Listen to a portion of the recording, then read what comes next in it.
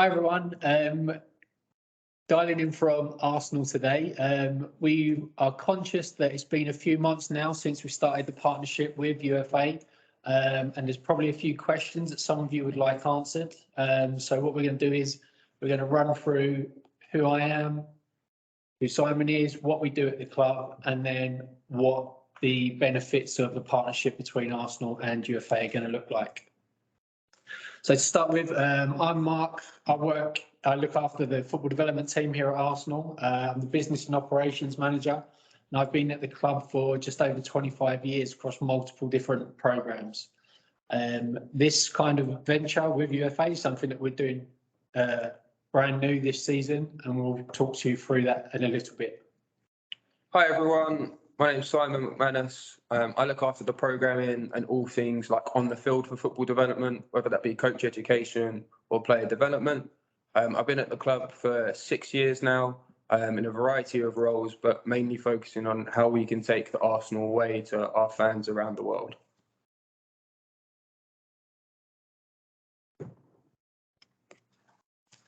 So from our perspective, we have some objectives and how this kind of partnership will look for us.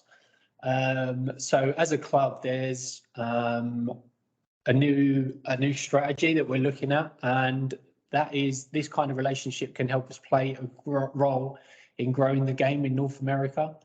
I'm sure everyone's been watching the World Cup at the moment as it finishes in Qatar over the next week. But obviously the next World Cup in 2026 is going to be in America, and we see that market as very key for us, not just from a commercial perspective, but also from a brand perspective and a club perspective. So these kind of programs will help us massively meet that objective. In doing that, it should help us create new supporters of Arsenal globally. North America, as we said, is a key way to do that, and we feel that this kind of relationship with UFA will, however it looks now, will definitely not be how it looks in 4 or 5 years' time, and we'll be able to articulate that a little bit for you as we go. And then it's also, the third one is supporting Adidas. They've got a brilliant grassroots initiative at the moment for North America. This relationship is us helping them achieve that, but also Adidas helping us achieve our own objectives. So I will talk a little bit about how we look to develop that over the next few years, and then that information will be able to be developed as we move forward. I'm just going to talk a little bit of how we work with partnerships. We treat our football development partnerships the same as our commercial partnerships. So you'll see on the slide there, we have our friends at Adidas.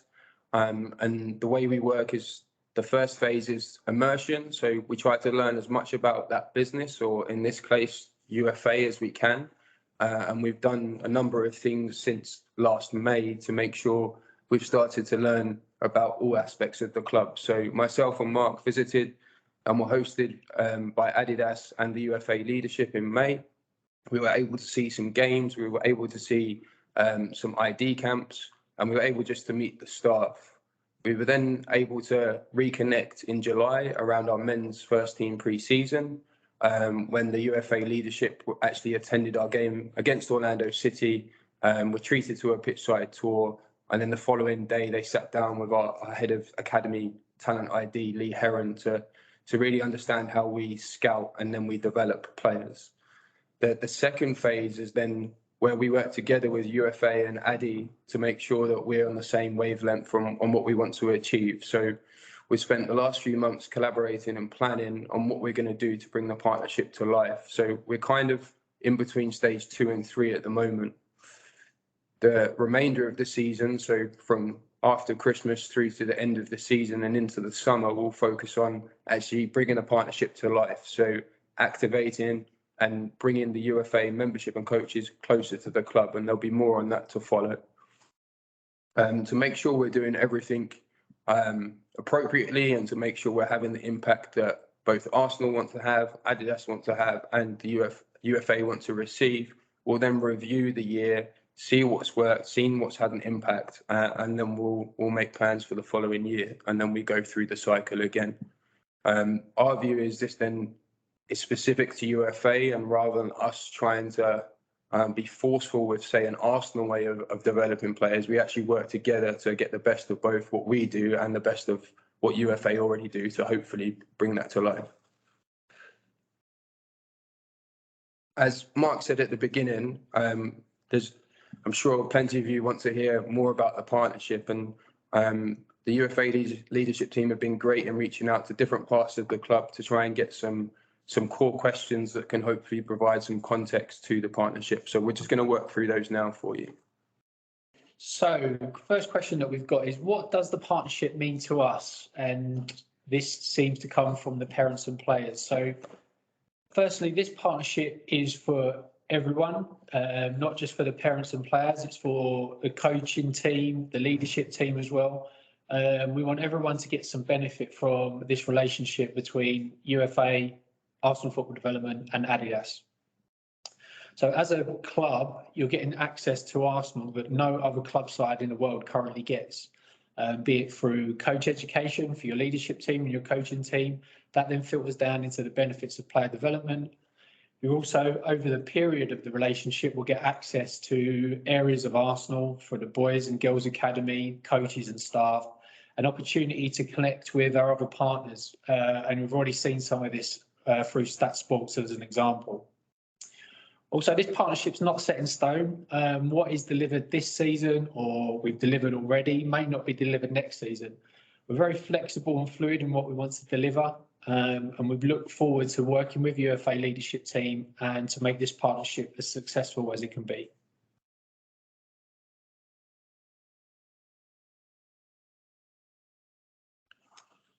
What is the Arsenal approach? This is quite a broad question, so I'll give it my best effort to answer. I think hopefully when we took you through the third slide, you would have seen how we approach partnerships. I'm going to take this more through a football lens. So Arsenal Academy is world famous for developing world-class players, but a big reason or a big part of that success is because we put an emphasis on developing the person over the player and really making sure that as well as developing world-class footballers, we're developing world-class people. And that's something that our academy manager, Per Mertesacker, brought into the club. And as a former World Cup winner, we thought it was a good idea to listen. So we'll be bringing you his model of youth development to your coaches and to your players, which is known as the Strong Young Gunners. And it highlights 4 key areas that we want to develop young people in. So it's an effective team player, it's efficient movers, it's champion mentality, and it's lifelong learners. And we will be bringing that to not just the coaches, but to the players through various events, which we'll cover later on in the call.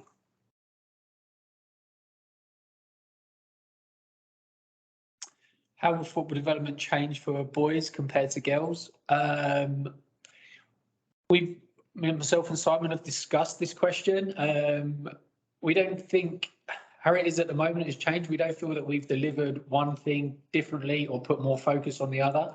I think, and everyone will start to see this as the relationship develops. At some points throughout a season or throughout a period of time, it may be that we just seem to focus on the boys or the girls for one reason or another. That reason, as an example, for us at Arsenal, may be our boys and our girls academy are in separate areas.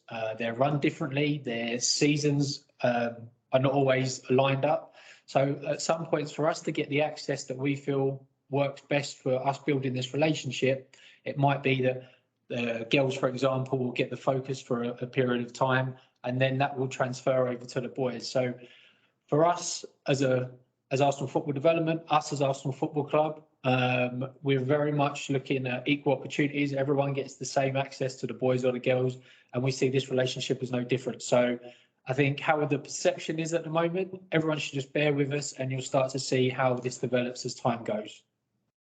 And then just on a football perspective from that, our men's team and women's team are both flying this year. So we'll be able to give you access and insight into both of them. Yes, there's going to be some methods and processes that are similar between the men and the women, but there's also going to be things that are specific to each of those groups. For example, tonight we have a Women's Champions League game in our home stadium, and we broke the WSL attendance record at the beginning of the season. So A big message from us is Arsenal is for everyone, and we really want to make sure that happens through this partnership. How will this partnership help attract and develop coaches? Well, hopefully, I'm sure Velko has some ideas as well, but for us, it's going to hopefully elevate the UFA professional development that they can provide to coaches. Having access to a world-class academy and world-class football club just will give an insight into some of the processes, methods, training methods, philosophies that we've utilised to develop players like Bukayo Saka or Leo Williamson, as well as coaches like Mikel Arteta or Jonas Eidevall. It will take a bit of time, and some of it is going to be over a longer period of time. And because your club is so big, it's going to take us into season 2 before we can impact all the areas. But the UFA membership have been really clear that they really want us to try and help impact the whole club. So we understand there's academy levels, and then you have your different branches and affiliate programs. And what we've worked on specifically online will be targeted towards the branch affiliate aspects of the club. And then we will also then design bespoke and specific content for the academy team. So hopefully coaches across every level of the club and across the boys and the girls side will hopefully be able to develop their professional resume, get more experience, get more development, and that will then impact the club. Being associated with our brand as well is well famous and should hopefully then get applicants flying through the door. How do coaching philosophies of UFA and AFC compare? I think it's a little bit early to answer this question in detail. And again, our playing philosophy on the men's side and women's side is similar, but there are some differences. I think the most important part to answer here is on our trip out in May, we were really impressed with the UFA playing style, which is, in my opinion, the best subjective measure of what your philosophy is. So you've obviously got a great coaching staff and really good leaders that have put together a way of playing for UFA. And it was super impressive how the under-9s, 10s, 11s and 12s pretty much played in the same way. So we were able to watch 4 or 5 games simultaneously, and to see all of the players comfortable in the ball, seeing the players trying to progress the ball through the pitch. And then technically, really, what stood out to both me and Mark was the ball striking capabilities of the group, which, again, is the most important thing in football. So I think the UFA philosophy is really clear, and something we've spoken about with Velko is not trying to take over that and just plant the Arsenal philosophy on it. It's educating the UFA coaches and leadership on what the Arsenal philosophy is, so they can take the components that they think are relevant to the UFA membership, and whether that be the academy teams or the rec teams. In short, the Arsenal philosophy is we want to play progressive football and we want to play direct, possessive football. So we want to work the ball through the pitch, breaking lines. So as Mark's alluded to with the World Cup, if you've seen some of the metrics around most receptions between defensive and midfield lines, most offers to receive, these are some of the things that are really linked into the Arsenal way of playing.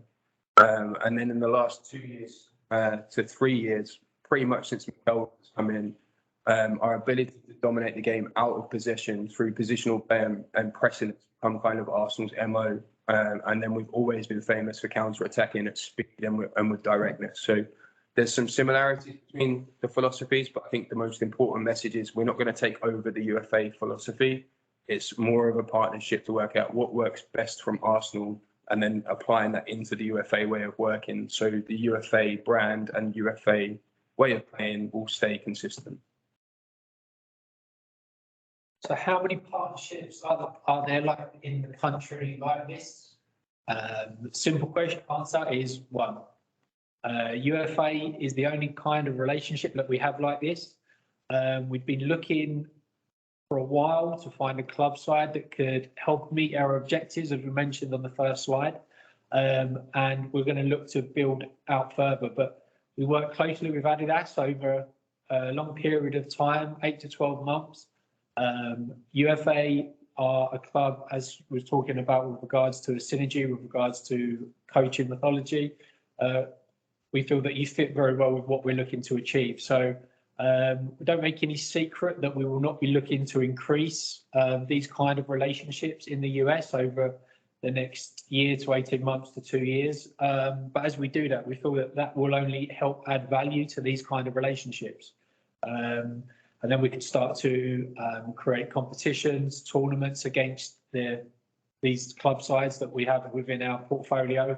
And we can deliver them in fantastic ways. It could be that we organise an event in the US, or if timing's right, we can invite everyone over and have one held in the UK, which would obviously be fantastic and help showcase a programme that we're looking to build. So at the start, you guys are the only one at the moment, and we will look to build on that, but all our focus at the moment is on you guys and UFA.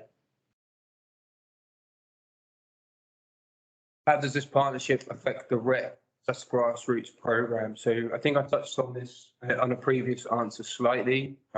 It's obviously a huge challenge for us to be able to impact the whole of this club in 4 or 5 months. And Deo and Velko have been very clear in that they do want us to try and make sure we can impact the REC and the Grassroots aspect. Part of our visit in May, we did watch 2 games from the REC teams, and it was great to see them playing amongst each other.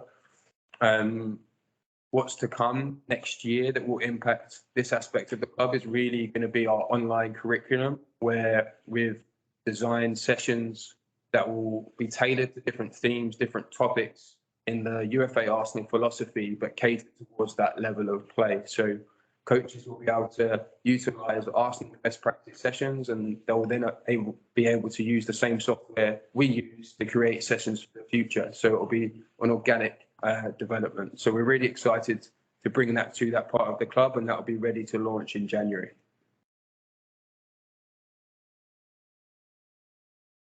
So that's pretty much the questions that we've had so far, and hopefully we've answered them the best as we can for you guys at the moment. I think 2020, the latter part of 2022 has been where we've started up the relationship, and I think that's pretty clear. But 2023 is where we feel we're really going to start to see some value for you guys and for ourselves. So as Simon just mentioned, there's the online curriculum that will kick off in January, and that's been worked on for the past couple of months.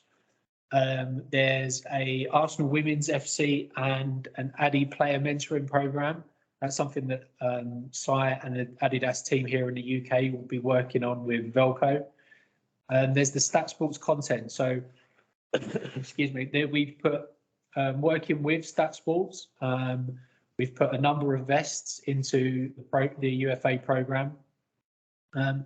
And as much as the value of these will come to the membership and what they can get out of them with regards to looking at the stats, using them with regards to how they play, how they train and improving themselves, there's also the benefit to UFA with regards to creating some content for Stat Sports themselves to post out on their own social channels. So Stat Sports social channels, they have around 120,000 global followers. So not only will the creation of the content benefit what your players are getting out of them, but it will also benefit the club and the global reach that you could have. So we'll be working closely with Iggy, Deo and Velko to get the content for these and share it with Stat Sports and help grow all 3 of our relationships. Then in April, we have the UFA tour to the UK and Arsenal. More details of how this will look will follow, but we're already working closely with our academy, closely with our tour teams, and then the Generation Adidas team to create the best trip that for you guys. It's obviously been a while since anyone's been allowed to travel, so we want to make this one of the best ones that we can, but also make this somewhere that a trip like this can be the benchmark, and then we can look to improve that year on year. And then finally, the UFA and Arsenal camps or elite camps. This will be something that we look to deliver around June, July time, dates to be confirmed. Again, we'll work with the UFA leadership team to lock these in, but that will be done around early January so that it can be communicated out to the membership team. And I think there's probably just one more thing that we've not added, which is the Arsenal first team will look to be on tour again in the US in July. Dates and who they will be playing will be confirmed in January. But again, that would be a fantastic opportunity for all the UFA guys and for the Arsenal team to connect while in the US. And I think that's it from us. Again, I hope we've answered the majority of your questions. I hope that's given you a little bit of background into what we're trying to achieve from an Arsenal perspective. Hopefully you can see that there's been plenty going on and there's plenty yet to come. We will be back over again in 2023, hopefully a couple of times to visit you. So for now, we'd like to wish you a Merry Christmas and a Happy New Year. We'll see you all soon. Thank you very much. Thank you, guys.